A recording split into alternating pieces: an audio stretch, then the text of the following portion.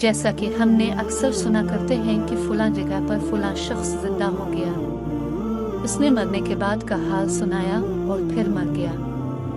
इसी किस्म का अजाब कब्र से मुताल्लिक एक वाकया गिलगित में पेश आया, जिसके बारे में बताते हैं कि एक शख्स कब्रिस्तान के पास से गुजर रहा था कि उसने किसी कब्र से ये आवाज़ सुनी कि मुझे निकालो, मैं जिंदा हूँ। जब एक दो मर्तबा उसने आवाज़ सुनी तो इसने ये समझा कि ये मेरा वहम है, लेकिन जब मुसलसल इसने ये आवाज़ सुनी तो इसको यकीन होने लगा। चुनांचे करीब में एक बस्ती थी। वो शख्स इसमें आया और लोगों को इस आवाज़ के बारे में बताकर कहा कि तुम भी चलो और इस आवाज़ को सुनो। चुनांचे कुछ लोग इसके साथ आए। उन्होंने भी यही आवाज़ सुनी और सब ने यकीन कर लिया कि वाकई ये आवाज़ कब्र से आ रही है। अब यकीन होने के बाद उन लोगों को मसला पूछने की फिक्र हुई कि पहले उलमा से ये मसला मालूम करो कि कब्र खोलना जायज़ है या नहीं। चुनांचे वो लोग महल्ले की मस्जिद के इमाम साहिब के पास गए और उनसे कहा कि इस तरह कब्र से आवाज़ आ रही है और मैयत ये कह रही है कि मुझे कब्र से बाहर निकालो, मैं जिंदा हूँ। इस पर इमाम साहब ने फरमाया, अगर तुम्हें इसके जिंदा होने का यकीन हो गया है तो कब्र को खोल लो और उसको बाहर निकाल लो। चुनांचे ये लोग हिम्मत करके कब्रिस्तान गए और जाकर कब्र खोली। अब जो ही तख्ता हटाया तो देखा अंदर एक औरत बरहना हालत में बैठी हुई है और उसका कफन गिर चुका है। फिर लोगों ने कि वो औरत कह रही है, जल्दी से मेरे घर से मेरे कपड़े लाओ, मैं कपड़े पहनकर बाहर निकलूंगी। चुनांचे ये लोग फौरन दौड़कर उसके घर गए और जाकर उसके घर वालों को ये वाकया बताया।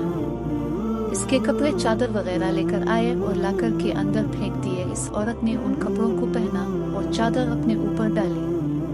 फिर तेजी से बिजली की तरह अपने कब्र से निकली और दौड़ती हुई अपने घर की तरफ भाग गई। घर जाकर इस औरत ने एक कमरे में छपकर अंदर से कुंडी लगा ली। अब जो लोग कब्रिस्तान आए थे दौड़कर उसके घर पहुंचे। इनको वहां जाकर मालूम हुआ कि उसने अपने कमरे के अंदर से कुंडी लगा रखी है। इन लोगों ने दस्तक दी कि कुंडी खोलो।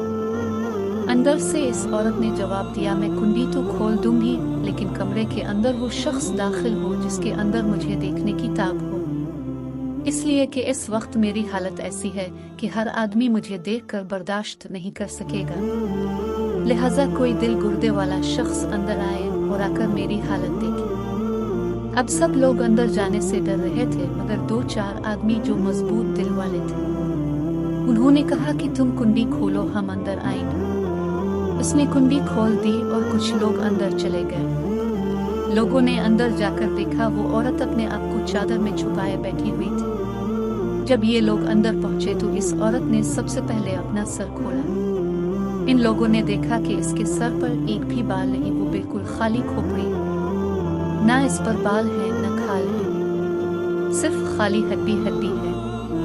लोगों ने इससे पूछा, तेरे बाल कहाँ गए? इस औरत ने जवाब दिया कि जब मैं जिंदा थी तो नंगे सर घर से बाहर निकला करती थी। फिर मरने के बाद जब मैं कब्र में लाई गई तो फरिश्तों ने मेरा एक एक बाल नोचा और इस नोचने के नतीजे में बाल के साथ खाल भी निकल गई।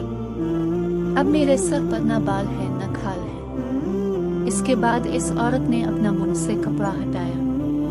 जब लोगों ने इसका मुंह देखा तो इतना खौफनाक हो चुका था कि सिवाय दांतों के कुछ नजर नहीं आया। न ऊपर का होंठ मौजूद था न नीचे का होंठ मौजूद, बल्कि 32 के 32 दांत सामने जुड़े हुए नजर आ रहे थे। सोचिए अगर किसी इंसान के सिर्फ दांत ही दांत नजर आए तो कितना डर और खौफ मालूम होता है। अब इन लोगों ने इस औरत से पूछा, तेरे होंठ कहाँ गए? इस औरत ने जवाब दिया, मैं अपने होठों पर लिपस्टिक लगाकर नामहरम मर्दों के सामने जाया करती थी। इसकी सजा में मेरे होंठ काट लिए गए, इसलिए अब मेरे चेहरे पर होंठ नहीं है। फिर इस औरत ने अपने हाथ और पैरों की उंगलियां खोली। लोगों ने देखा कि इसके हाथ और पैरों की उंगलियों में एक भी नाखून नहीं था। तमाम उंगलियों के नाखून गायब थे। इससे पूछा, तेरी उंगलियों के नाखून कहाँ गए? इस औरत ने जवाब दिया, नाखून पॉलिश लगाने की वजह से मेरा एक एक नाखून खींच लिया गया। चूंकि मैं ये सारे काम करके घर से बाहर निकला करती थी, इसलिए जैसे ही मैं मरने के बाद कब्र में पहुंची तो मेरे साथ ये मामला किया गया اور مجھے یہ سزا ملی کہ میرے سر کے بال بھی نوچ دیے گئے، میرے ہونٹ بھی کاٹ دیے گئے اور ناخن بھی کھینچ لیے گئے۔ اتنی باتیں کرنے کے بعد وہ بے ہوش ہو گئی اور مردہ بے جان ہو گئی جیسے لاش ہوتی ہے۔ چنانچہ ان لوگوں نے دوبارہ اس کو قبرستان میں پہنچا دیا۔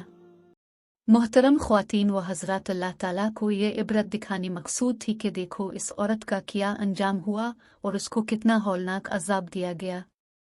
بے پردہ خواتین اس واقعے سے عبرت لے اور ان گناہوں سے توبہ کرے جس کی سزا بروز قیامت بہت سخت ہے۔